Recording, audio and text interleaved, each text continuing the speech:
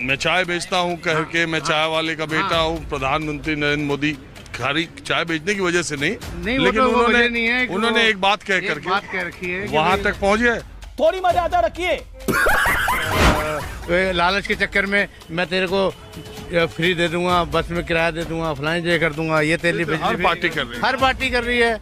मोदी ने घर तो नहीं दिए किसी ने, घर तो नहीं दिए किसी ने। हमारी वहाँ सर्वाइवल की लड़ाई है जम्मू व कश्मीर के अंदर।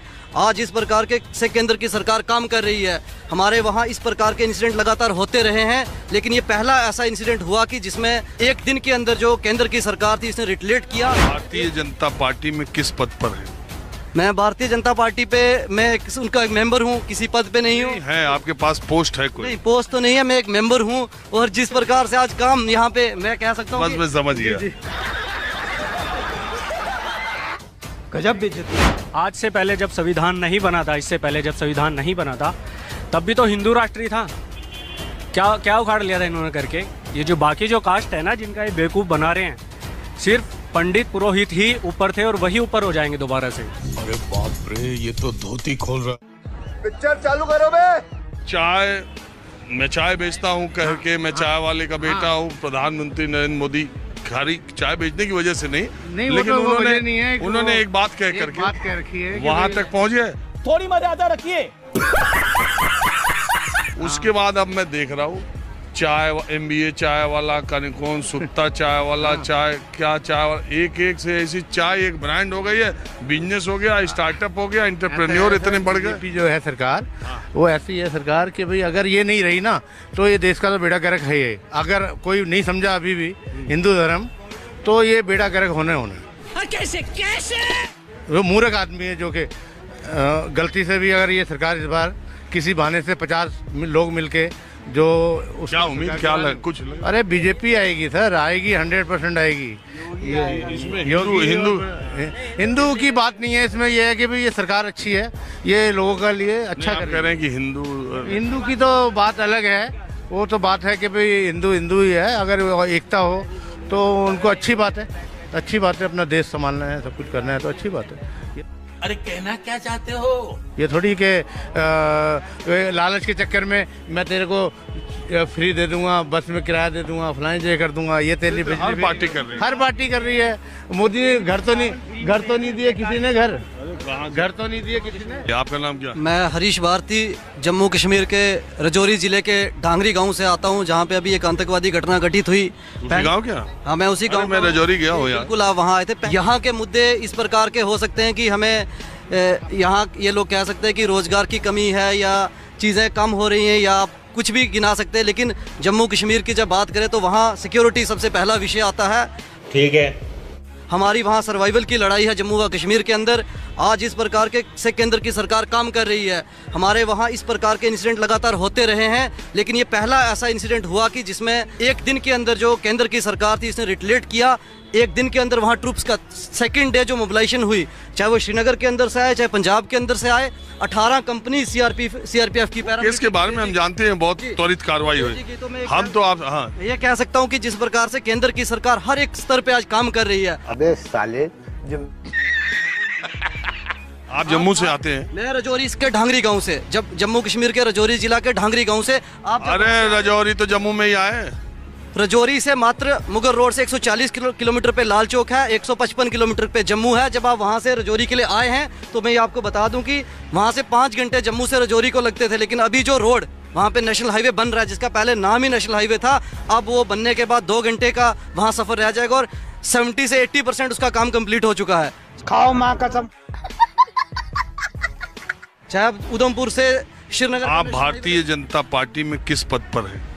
मैं भारतीय जनता पार्टी पे मैं उनका एक मेंबर हूँ, किसी पद पे नहीं हूँ। है आपके पास पोस्ट है कोई? नहीं, पोस्ट तो नहीं है, मैं एक मेंबर हूँ। और जिस प्रकार से आज काम यहाँ पे मैं कह सकता हूँ, बस मैं समझ गया।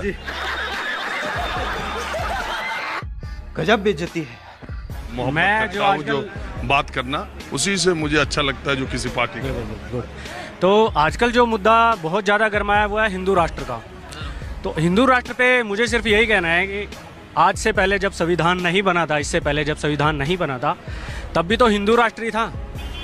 क्या उखाड़ लिया था इन्होंने करके। ये जो बाकी जो कास्ट है ना, जिनका ये बेवकूफ़ बना रहे हैं, सिर्फ पंडित पुरोहित ही ऊपर थे और वही ऊपर हो जाएंगे दोबारा से। अरे बाप रे, ये तो धोती खोल रहा।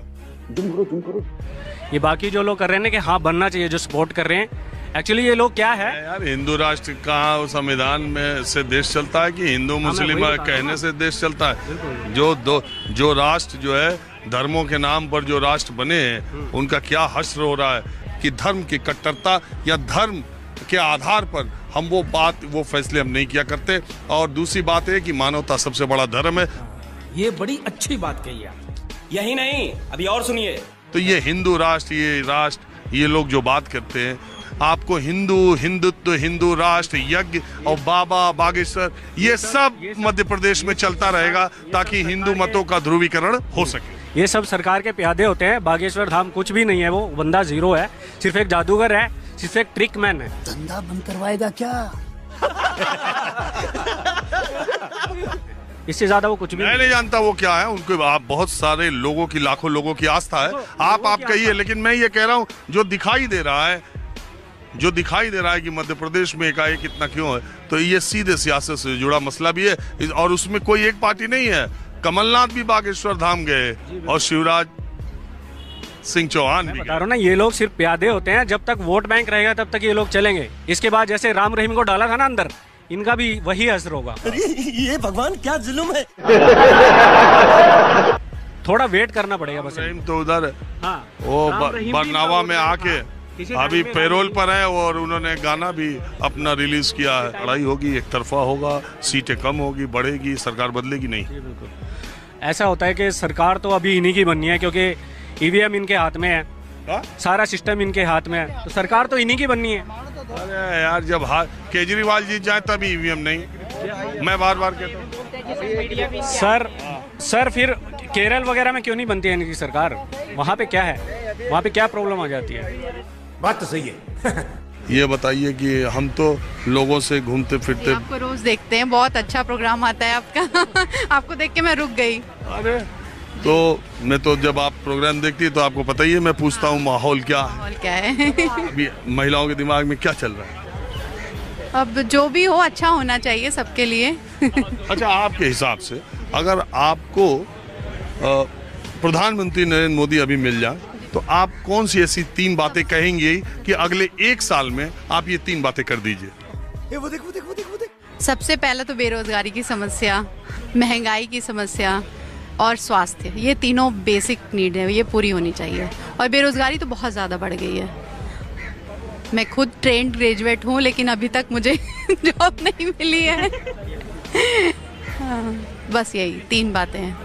क्या कहेंगी 3 कि आप बेरोजगारी का तो कुछ वो है ना, बेरोजगारी तो ऐसा शब्द है जिसको कोई भी कह दे बहुत बेरोजगारी है। नहीं, क्यों नहीं, उनको मौके बनाने चाहिए ऐसे कि हर तरह के युवा अपना जो भी उनका टैलेंट है, जो भी स्किल है, उसमें फिट हो जाए। तो आपने बताया एक बेरोजगारी, एक स्वास्थ्य का तो वो महंगाई, बेसिक चीज। हम लोग का सिलेंडर ट्रिपल हो गया है भैया, 400-500 से शुरू हो गया 1100-1200। तुम्हें शर्म है? कुछ शर्म आया है? नहीं।